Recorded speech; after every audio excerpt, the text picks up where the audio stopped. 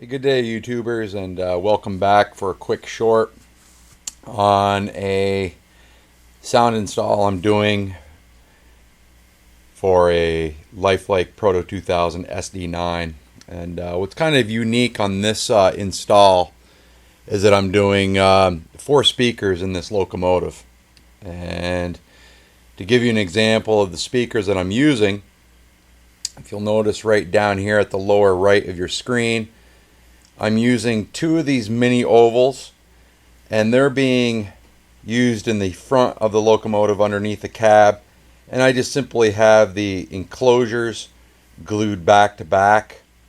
And then at the rear of the locomotive, I'm using these 20 millimeter high bass speakers, and what I had to do was I had to lightly sand on each side. And then I made an enclosure just out of this, I think, 0.03 inch plastic. Just made a simple rectangular box.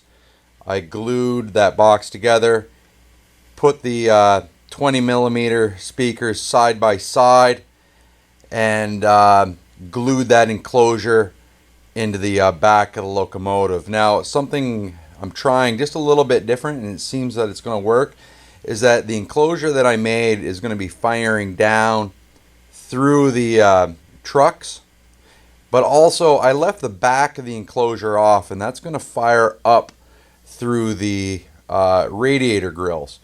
And as far as I can determine, I think I'm going to have really good sound with this. But this is just kind of an experiment to see where this goes, and I think it's going to work really well. So anyways, because of the limited space within this locomotive, you got to use smaller speakers.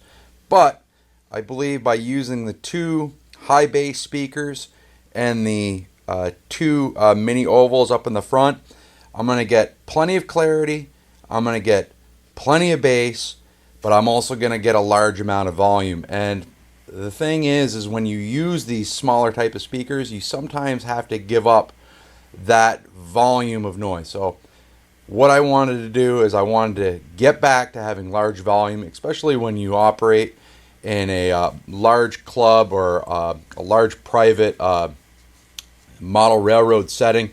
There's tons of ambient background noise, and personally, I like to hear my locomotives. No use having sound in them and not being able to hear them.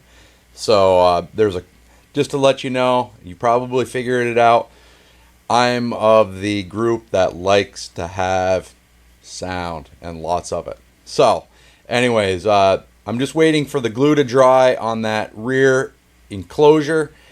And just one other thing before I button this thing up, I had to sand down these the light housings for the headlights and number boards.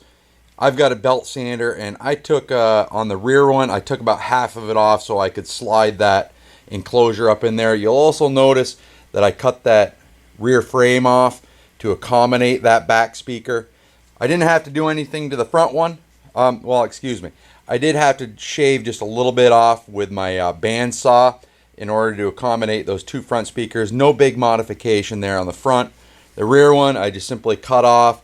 And what I'm going to do is I'm going to go back and I'm going to add lead weights throughout the locomotive. So whatever I've lost, I'm going to be able to put back in with weight.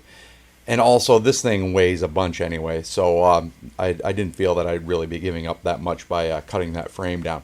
But anyways, it was done in order to accommodate the speaker enclosure. So I'm waiting for the glue, and then I'm going to put the shell back on this and fire it up.